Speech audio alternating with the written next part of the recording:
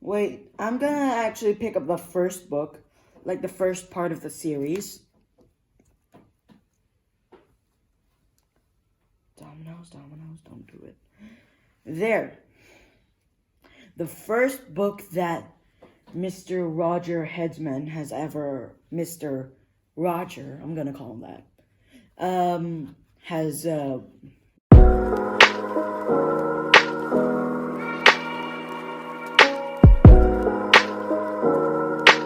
made. It's called Mr. Tickle, as you can see. No, it's not Mr. Henchman. It's by Roger Hargreaves. What a strange middle name you have here, Mr. Roger. So let me read you the story. These books are really short, but mixed together, they can be a tongue twister, even for your mom. It's also a picture book. That's good.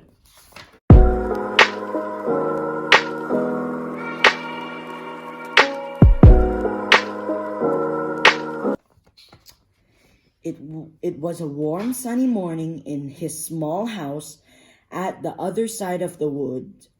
Mr. Tickle was asleep. You don't know that there was such a thing as a tickle, did you? Well, there is. Tickles are small and round. They have arms that stretch and stretch and stretch. Extraordinary long arms. As you can see, this is Mr. Tickle's house. Next page. Mr. Tickles was fast asleep. He was having a dream. It must have been a very funny dream because it made him laugh out loud, and that woke him up.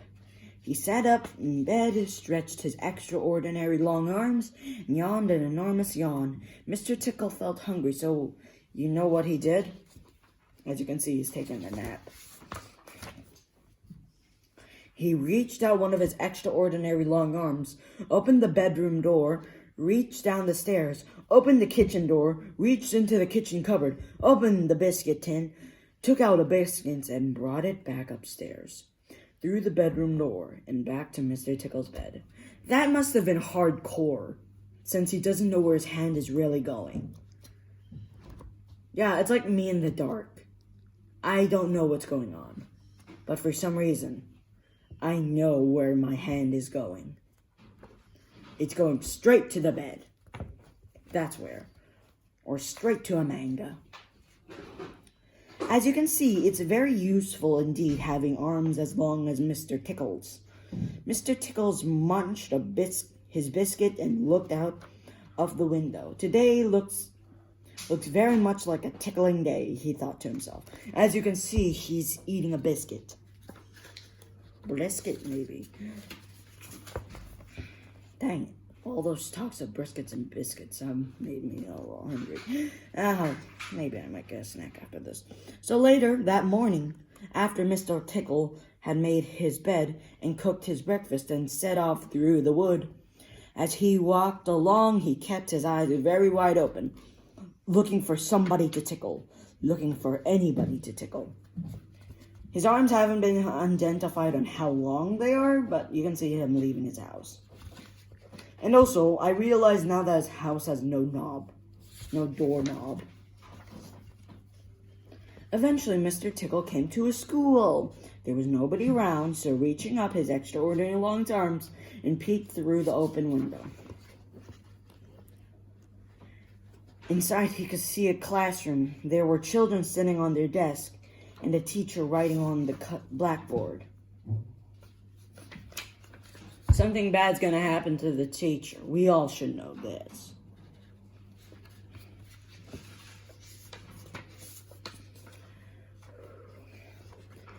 Mr. Tickle waited a minute and then reached through the window. Mr. Tickle's extraordinary long arms went right up to the teacher, paused, and then tickled. The teacher jumped into the air and turned around very quickly to see who was there. But there was nobody there. Oh, here. Sorry. Mr. Tickle grinned a mischievous grin. He waited another minute, then tickled the teacher again. This time he kept on tickling until soon the teacher was laughing out loud and saying, stop it, over and over again. All the children were laughing too at such a funny sight. There was a terrible pandemonium. Too long. A terrible pandemonium. I also realized that these children have extraordinary long necks. Ooh. What? That's weird. Eventually, Mr. Tickle thought that he had enough fun, so he gave the teacher one more tickle for luck, and then very quietly brought his arms through the open window.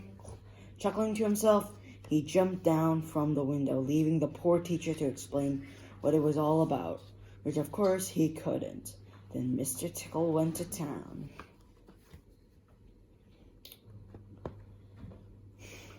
And what a day Mr. Tickle had. He tickled the policeman on traffic duty on the crossroads in the middle of town. It caused an enormous traffic jam.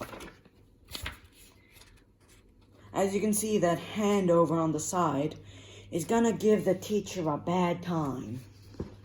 I mean a fun time. Oh, traffic guy. He tickled the grosier, the green grocer, just as he was piling apples neatly in his shop window. The grocer fell over backwards. The apples rolled all over the shop. Man.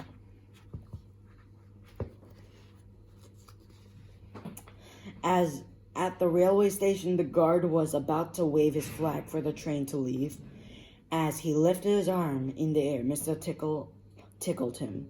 And every time he tried to wave his flag, Mr. Tickle tickled him, until the train was 10 minutes late leaving the station and all the passengers were furious.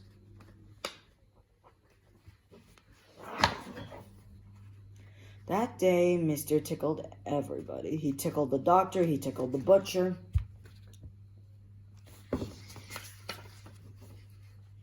He even tickled old Mr. Stamp, the postman, who dropped all of his letters into a puddle.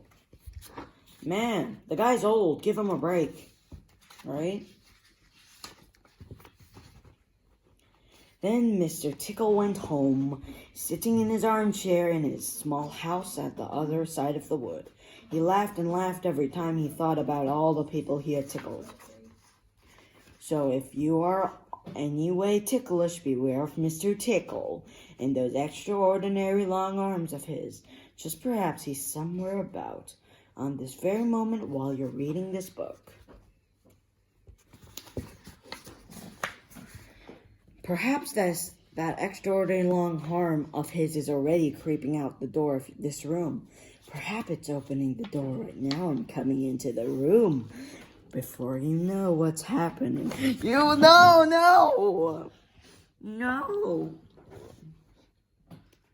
You will be will and truly tickled. My mom just tickled me. Don't worry, it wasn't Mr. Tickle. So,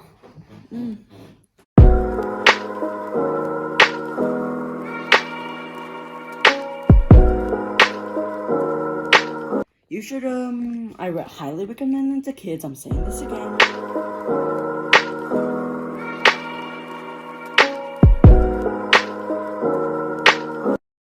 Alright, the moral. The moral of this book is tickle everybody. I mean, be aware of people who will tickle you, even strangers. You might never know. So, and I'll see you in the next, review of this giant mass.